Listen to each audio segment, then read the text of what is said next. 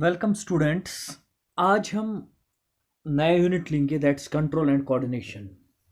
मैंने इस यूनिट को इससे पहले भी आपको पढ़ाया है, लेकिन आज हम कुछ स्पेसिफिक डिटेल्स में इसी यूनिट की कुछ स्पेसिफिक डिटेल्स में जाएंगे और इसको पूरी तरीके से क्लियर करने की कोशिश करेंगे।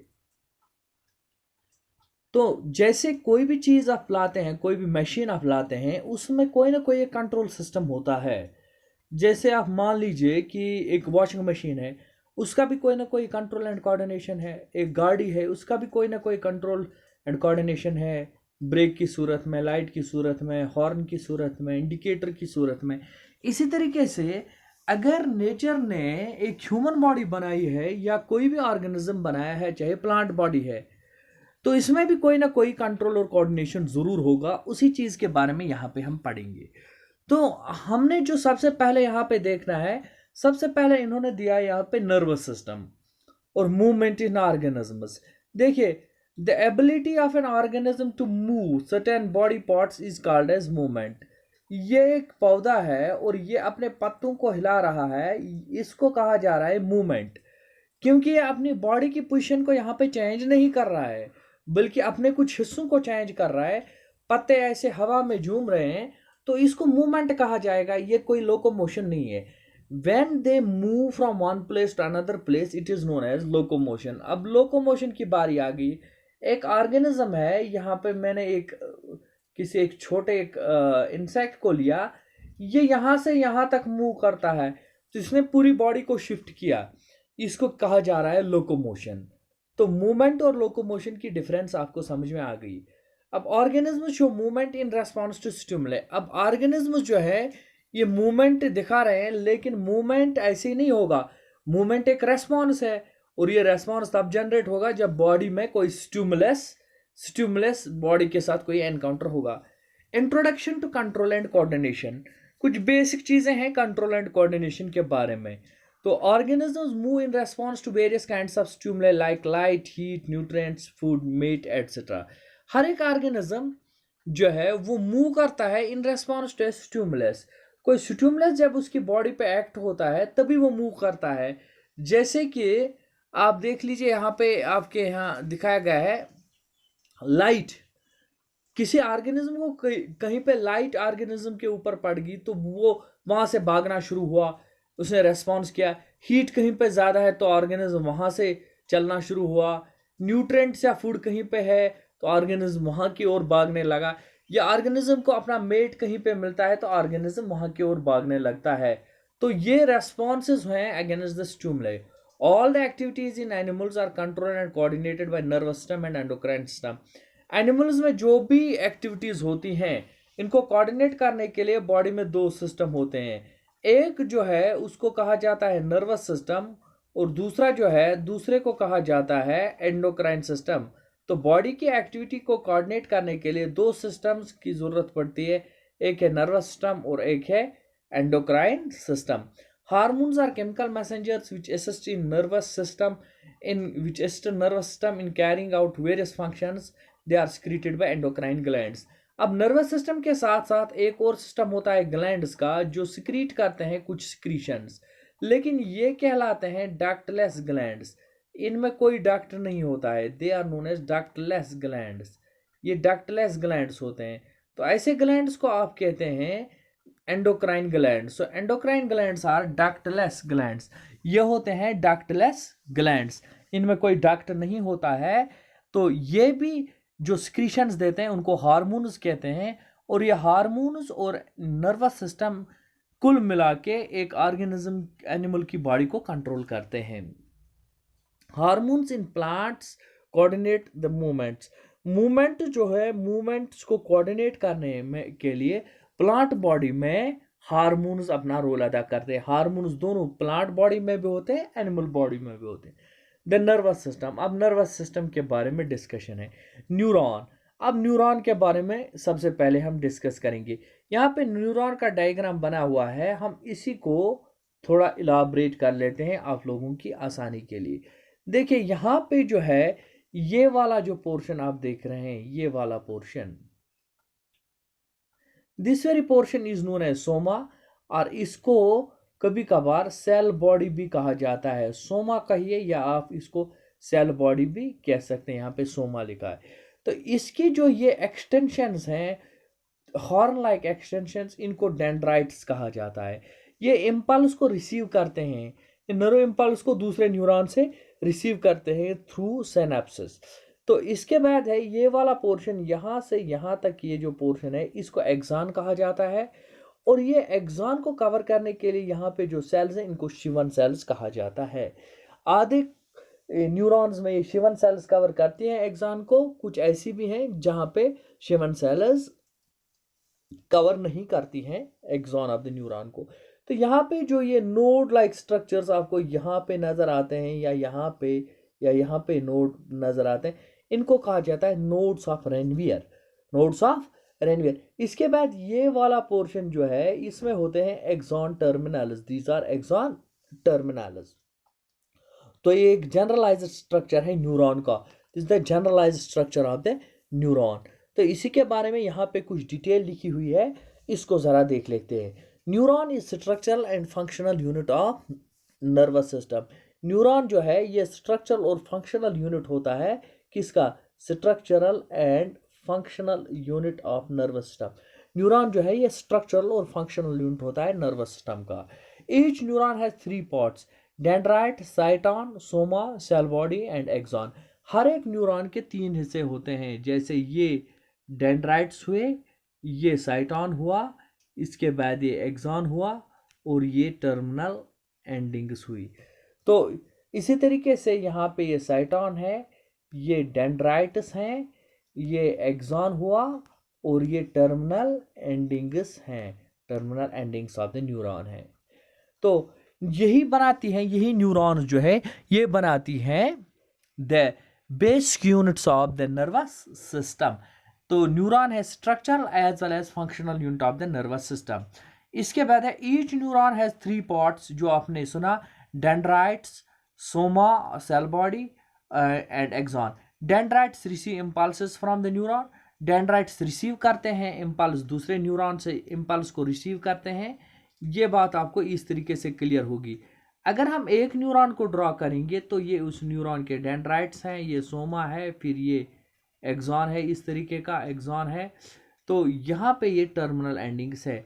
अब यहाँ पे दूसरी न्यूरॉन शुरू हो जाती है, ये इसके डेंड्राइट्स है, ये सोमा है, ये और चीज़ें हैं।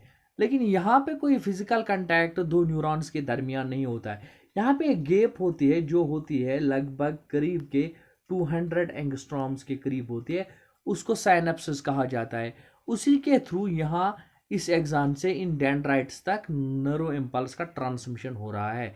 वही यहाँ पे कहा गया है, dendrites receive nerve impulses from other neurons. Dendrites दूसरे न्यूरॉन से इम्पल्सेस रिसीव कर रही हैं। Cyton Soma processes the impulse. Cyton है या सोमा जिसको आप कहते हैं, ये इम्पल्स को प्रोसेस करता है। Axon transmits the impulse either to another neuron और टू मसल्स और ग्लैंड्स। एक्सॉन नर्व इम्पल्स को दूसरे न्यूरॉन तक पहुंचाता है, लेकिन अगर ये आखिरी न्यूरॉन है तो ये किसी ग्लैंड या मसल में इसकी नर्व एंडिंग्स जाती हैं, वहां तक ये नर्व इम्पल्स को पहुंचा देता है। एक्सॉन्स में भी माइलिनेटेड और नॉन माइलिनेटेड। एक्सॉन में अगर इस तरीके का आप पाते हैं शिवन सेल्स इसको कवर करती हैं, तो इसको कहा जाता है माइलिन शीथ है इसके ऊपर फिर माइलिन शीथ है। इस वाले न्यूरॉन को माइलिनेटेड कहा जाता है। अगर ये माइलिन शीथ नहीं होगा तो उन जैसी न्यूरॉन्स को नॉन माइलिनेटेड न्यूरॉन्स कहा जाता है। The impulse transmission is faster in myelinated neurons. यहाँ पे आप देखते हैं ये माइलिनेटेड न्यूरॉन्स जो है इनमें इम्पल्स का ट्रांसमिशन बहुत फास्ट होता है। यहाँ पे माइलिनेटेड न्यूरॉन दिखाई गई है क्योंकि यहाँ पे जो नर्व इम्पल्स है उसको इस तरीके से नहीं जाना है, बल्कि उसको एक नोड ऑफ रेनवियर से दूसरे नोड ऑफ रेनवियर तक जंप करना है। उस तरीके की कंडक्शन को साल्टेटरी कंडक्शन कहा जाता है। साल्टेशन का मतलब हुआ जंप करना। यहाँ पे नर्व इम्पल्स यहाँ से यहाँ जंप करते, यहाँ से यहाँ, यहाँ से यहाँ, यहाँ से यहाँ, वरना इसको इस तरीके से सीधे जाना था। लेकिन अगर माइलिनेटेड न्यूरॉन है तो शिवन सेल्स जो होती हैं वहाँ पे एक नोड ऑफ रेनवियर से दूसरे नोड ऑफ रेनवियर तक नर्व इम्पल्स जंप हो जाती है, तो इसमें फास्टेस्ट मोड ऑफ कंडक्शन होता है माइलिनेटेड न्यूरॉन में। इसके बाद है सेंट्रल नर्वस सिस्टम। देखिए सेंट्रल नर्वस सिस्टम जो हमारे नर्वस सिस्टम का सेंट्रल नर्वस सिस्टम पार्ट जो होता है वो दो चीज का बना होता है, दैट इज ब्रेन, ये वाला पोर्शन कहलाता है ब्रेन, एंड अनदर पोर्शन, ये वाला पोर्शन जो यहाँ से नीचे फिर चला जाता है उसको कहा जाता है स्पाइनल कॉर्ड। तो कुल मिला के ब्रेन और स्पाइनल कॉर्ड बनाते हैं नर्वस सिस्टम के सेंट्रल पार्ट को, that is central nervous system. तो central nervous system is made up of brain and spinal cord, functions of different parts of brain are as. जो central nervous system है ये brain और spinal cord का बना हुआ होता है और मुख्तलिफ जो हिस्से इसके हैं उनकी फंक्शंस कुछ इस तरीके की हैं। Cerebrum is responsible for reasoning, logic, emotions, speech, memory, visual processing, recognition of auditory and taste stimuli. ये जो पोर्शन आप देख रहे हैं, ये वाला पोर्शन जो आप अपने स्क्रीन पे देख रहे हैं यहाँ पे, सेंट्रल नर्वस सिस्टम का ये वाला पोर्शन कहलाता है सेरेब्रम। अब इस सेरेब्रम की फंक्शन को अगर देखा जाए, thinking, reasoning, memory, logic, judgement, visual processing जो आप देख रहे हैं उसको प्रोसेस करना, hearing, speaking, everything, motor activities of the body, ये सारी रेगुलेट करता है सेरेब्रम। लेकिन सेरेब्रम के चार हिस्से होते हैं। ये पहला हिस्सा होता है फ्रंटल, इसको कहा जाता है फ्रंटल लोब, ये है frontal lobe, this is frontal lobe. Then this is over here parietal lobe, इसको पैराइटल लोब कहा जाता है, parietal lobe. This is temporal lobe, इसको टेम्पोरल लोब कहा जाता है। Then this is occipital lobe. Cerebrum में चार हिस्से होते हैं, frontal lobe, parietal lobe, temporal lobe और ओक्सिपिटल लोब।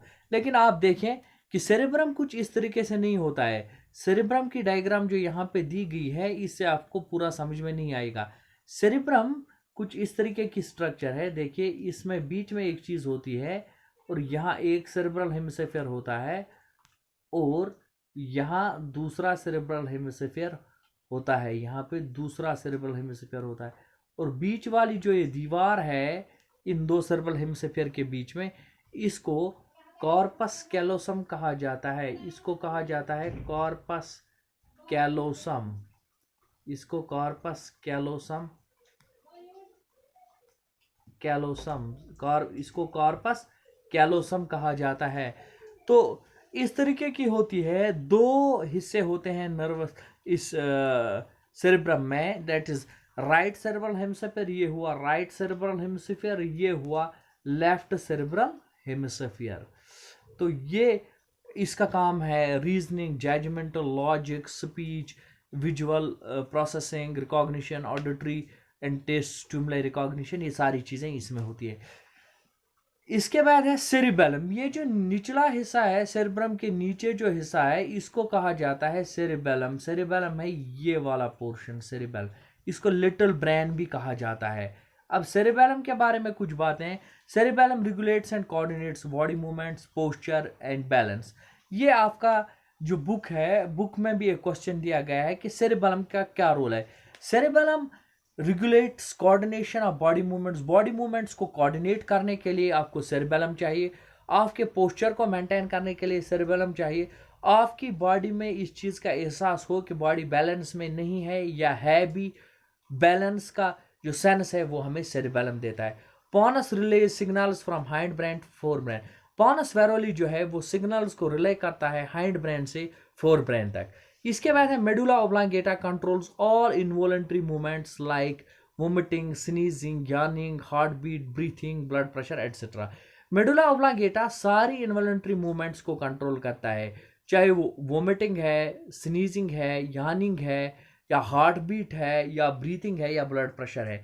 पॉनस वेरोली इन सारी चीज़ों को रेगुलेट कर देता, सॉरी मेडुला ऑब्लांगेटा इन सारी चीज़ों को रेगुलेट कर देता है। और ये रहा आपका यहाँ पे medulla oblongata, this is the medulla oblongata, this one is medulla oblongata.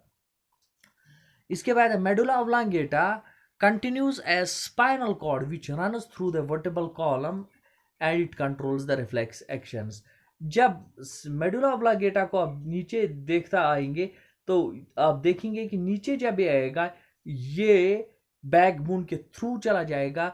जो हमारी बैकबोन है, जो हमारा स्पाइनल कॉर्ड है, वो बैकबोन के थ्रू चला जाता है। हमारी जो वर्टेबल कॉलम है, इसमें 26 बोन्स हैं, उनके दरमियान एक कैनाल है जिसको न्यूरल कैनाल कहा जाता है।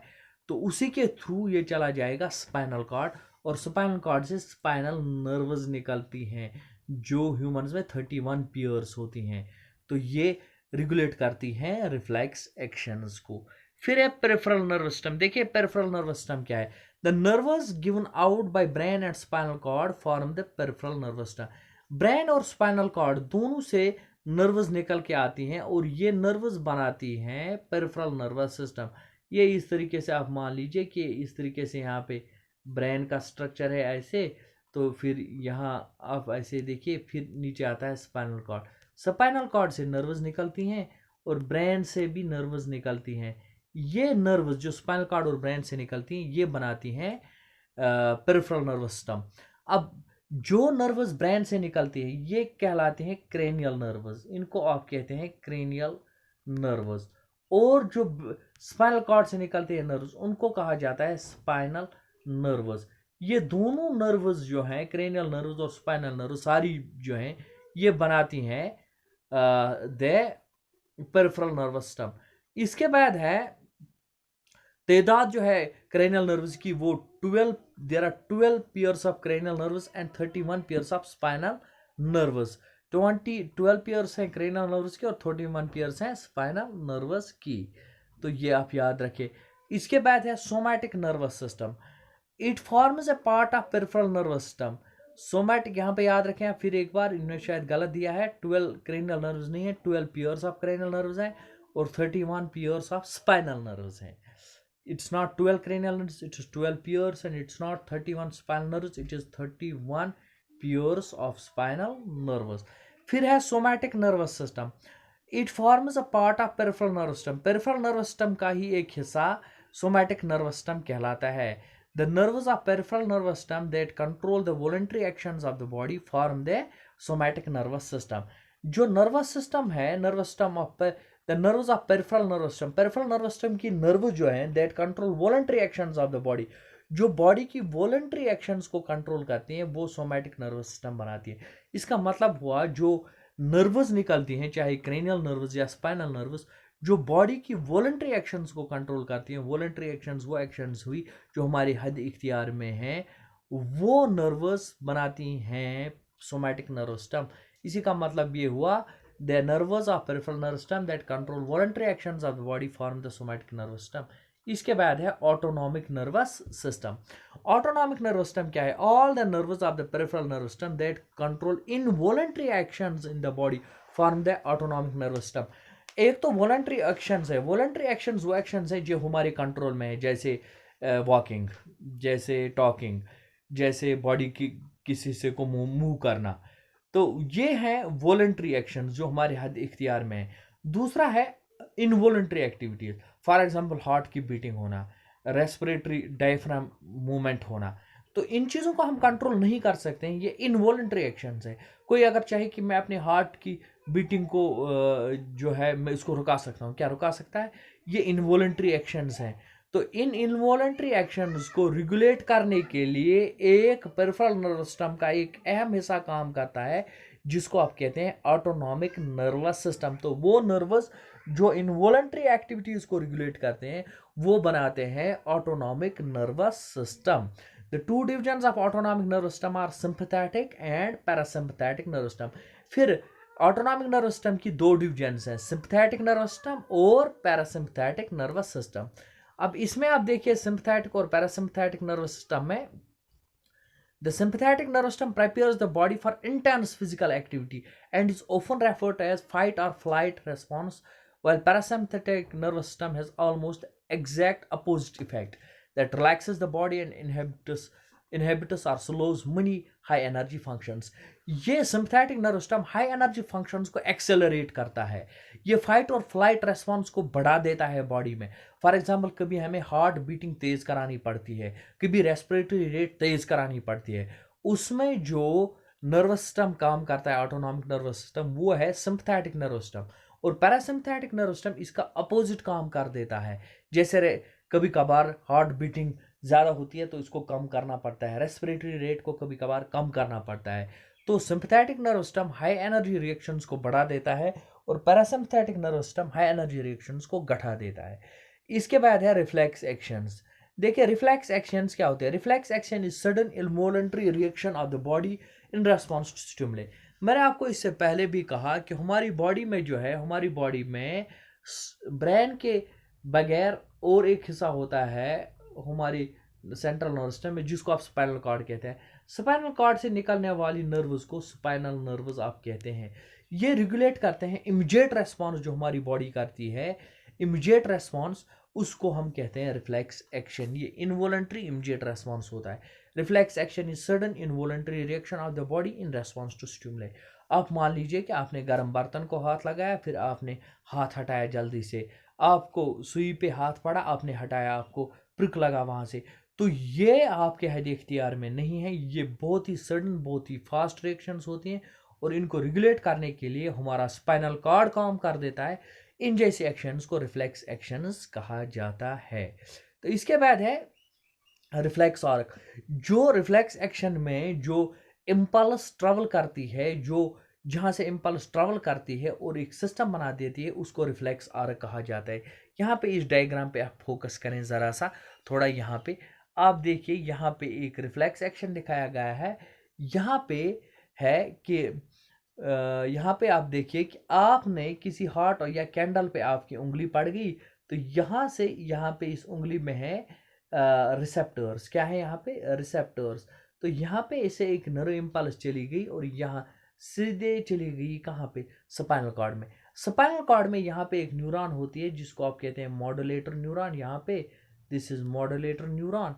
तो मॉड्यूलेटर न्यूरॉन ने इसको प्रोसेस किया और यहाँ से एक और नर्व वापस निकल के चली गई और ये चली गई इसी हाथ में, और ये अब पड़ गई किस पर? इफेक्टर पर, जो ये वहाँ पे मसल्स हैं। ये इसको ये डायरेक्शन दे रही है कि आपको अब अपना हाथ हटाना है क्योंकि ये किसी गर्म ऑब्जेक्ट के साथ कांटेक्ट में आया है। तो रिसेप्टर से स्टिमुलस शुरू हुआ, रिसेप्टर ने रिसीव किया स्टिमुलस। स्टिमुलस यहाँ पे क्या था? Heat source. अब फिर इम्पल्स चली गई एक नर्व के जरिए जिसको आप कहते हैं सेंसरी न्यूरॉन, या इसको आप कहते हैं इफेक्टर, AFFECTR, इफेक्टर न्यूरॉन। और फिर चली गई स्पाइनल कॉर्ड पे, वहाँ पे वापस आ गई किस न्यूरॉन के जरिए? मोटर न्यूरॉन, मोटर न्यूरॉन, या इसको आप कहते हैं afferent nerve, AFFERENT। Sensory nerve को इफरेंट नर्व कहा जाता है, मोटर नर्व को इफरेंट नर्व कहा जाता है। ये पड़ गया किस पर? इफेक्टर पर। अब ये जो आर्क बन गया यहाँ रिसेप्टर से लेकर स्पाइनल कॉर्ड और फिर इफेक्टर तक, इसको कहते हैं रिफ्लेक्स आर्क। फिर एक बार आइए यहाँ पे अब रिफ्लेक्स आर्क के बारे में। It is the path followed by electrical impulse during the reflex action. ये वो पाथ है जिसको फॉलो किया गया during electrical reflex of the reflex action. Impulse travels from receptor organ to the spinal cord brain and is processed there, and information is brought back to the concerned muscle to carry out the action। ये कहा गया है कि impulse ने travel किया कहाँ से? इसने रिसेप्टर ऑर्गन से ट्रैवल किया कहाँ? स्पाइनल कॉर्ड तक, फिर वहाँ से वापस आ गई कहाँ तक? इफेक्टर तक। ये जो रास्ता है रिसेप्टर से स्पाइनल कॉर्ड तक, स्पाइनल कॉर्ड से इफेक्टर तक, ये रिफ्लेक्स आर्क कहलाता है। दस receptor organ, sensory, effector neuron, interneuron, modulator neuron को यहाँ पे कहा गया है। Motor efferent neuron and effector organ are components of reflex arc. ये मुख्तलिफ कंपोनेंट्स है रिफ्लेक्स आर्क की। Protection of central nerve system. अब है सेंट्रल नर्व सिस्टम को प्रोटेक्ट करने के लिए क्या क्या चीज़ें होती है। सेंट्रल नर्व सिस्टम, फिर एक बार मैं रिपीट कर देता हूँ आपको, ब्रेन और स्पाइनल कॉर्ड कहलाता है। इसकी प्रोटेक्शन क्या होती है? देखिए इसकी प्रोटेक्शन होती है सबसे पहले क्रेनियम। क्रेनियम होता है ब्रेन बॉक्स जिसमें ब्रेन होता है, ये क्रेनियम है। इसके बाद है इस पर meninges. So this is cranium, ये क्रेनियम है, ये क्रेनियम कहलाता है। इसके बाद यहाँ अंदर है ब्रेन, ये ब्रेन है। इसके बाहर होती है मेनिंजेस, तीन कवरिंग्स होती हैं यहाँ पे इसकी। एक को पाया मैटर कहा जाता है, दूसरे को ड्यूरा मैटर कहा जाता है, तीसरे को एरेक्नाइड मैटर कहा जाता है। ड्यूरा मैटर, एरेक्नाइड मैटर और पाया मैटर, ये तीन मेनिंजेस। इस तरीके से अगर ब्रेन को आप मान ली इस शेप का नहीं होता, मैं समझाने के लिए कह रहा हूँ। इसके ऊपर होगी एक मेनिंजी, फिर दूसरी मेनिंजी और फिर तीसरी मेनिंजी कवरिंग, और उसके नीचे बाहर होगा क्रेनियम। इसके बाद क्या है? इसके बाद है सेरेब्रोस्पाइनल फ्लूइड। देखिए सेरेब्रोस्पाइनल फ्लूइड क्या होता है। सेरेब्रोस्पाइनल फ्लूइड आप इस तरीके से समझ सकते हैं कि ये ब्रेन है और ब्रेन के अंदर कुछ कैविटीज होती हैं इस तरीके की, वहाँ से एक फ्लूइड गुजर के चला जाता है और चला जाता है स्पाइनल कॉर्ड के थ्रू, उसको आप कहते हैं CSF, that is cerebrospinal fluid. ठीक है। इसके बाद प्लांट हार्मोन्स की बात करेंगे। प्लांट हार्मोन्स क्या होते हैं तो इन पे बात करेंगे। देखिए अब प्लांट हार्मोन्स जो है इनकी क्या फंक्शन है। पहला जो प्लांट हार्मोन है इसने बहुत एक अच्छे तरीके से यहाँ पे ये पोर्ट्रे किया है। पहला जो प्लांट हार्मोन है वो है ऑक्सिन। यहाँ पे ऑक्सिन, ऑक्सिन क्या करता है, helps in growth of plant tissues. ये प्लांट टिश्यूज की ग्रोथ में अपना रोल निभाता है, ये आपको याद रखना है। Auxin helps in growth of plant tissues. इसके बाद है cytokinin, promote cell division and delays ageing of cells. ये प्रमोट करता है सेल डिवीजन को और डिले करता है एजिंग ऑफ द सेल्स को। इसके बाद है तीसरा जिब्रेलिन। अब जिब्रेलिन की यहाँ पे आप फंक्शन अगर देखेंगे तो जिब्रेलिन की फंक्शन क्या है, helps in growth of stem. ये ग्रोथ ऑफ स्टेम को इंक्रीज करता है, इनिशिएट सीड जर्मिनेशन, सीड की जर्मिनेशन करा देता है, प्रमोट्स फ्लावरिंग, फ्लावरिंग करा देता है, सेल डिवीजन, सेल डिवीजन करा देता है, and seed growth after germination, और ग्रोथ सीड की जर्मिनेशन के बाद करा देता है। इसके बाद है एब्सिसिक एसिड। अब एब्सिसिक एसिड का क्या काम है, inhibits growth and causes wilting of leaves. Abscisic acid growth को इनहिबिट करा देता है और विल्टिंग करा देता है लीव्स की, promotes dormancy of buds and seeds. Abscisic acid और डॉर्मेंसी ऑफ बड्स को बढ़ा देता है और सीड्स की डॉर्मेंसी को भी बढ़ा देता है। इसके बाद है ethylene, it's a gaseous hormone. एक अहम बात है, ये गैसियस हार्मोन है, ये आप याद रखिएगा। विच काज राइपनिंग ऑफ फ्रूट्स, ये रूट्स की sorry which cause ripening of fruits, ये फ्रूट्स की राइपनिंग में अपना रोल अदा कर देता है। इसके बाद है ग्रोथ इंडिपेंडेंट मूवमेंट्स। ग्रोथ के बगैर, ग्रोथ पे जो डिपेंडेंट नहीं है मूवमेंट्स, उनके बारे में आप जानिए यहाँ पे क्या है ग्रोथ इंडिपेंडेंट मूवमेंट्स। देखिए the movements which are not growth related are called nastic movements. वो मूवमेंट्स जिनका दारोमदार ग्रोथ पे नहीं होता है उनको नास्टिक मूवमेंट्स कहा जाता है। These movements occur in response to environmental stimuli. ये एनवायरमेंटल स्टिमुले के रेस्पॉन्स में होते हैं ये movements, but the direction of response is not dependent on the direction of stimulus. लेकिन इनकी जो डायरेक्शन ऑफ रेस्पॉन्स होती है वो डायरेक्शन ऑफ स्टिमुलस पे डिपेंडेंट नहीं है। The movement in touch me not plant is thigmonastic movement, movement in response to touch. एक प्लांट है जिसको आप कहते हैं मिमोसा पिडिका, जिसका बॉटनिकल नेम है Mimosa pudica, its botanical name is Mimosa pudica. उसी की यहाँ पे बात की गई है। यहाँ पे आप आइए, सॉरी फॉर इंटरप्शन,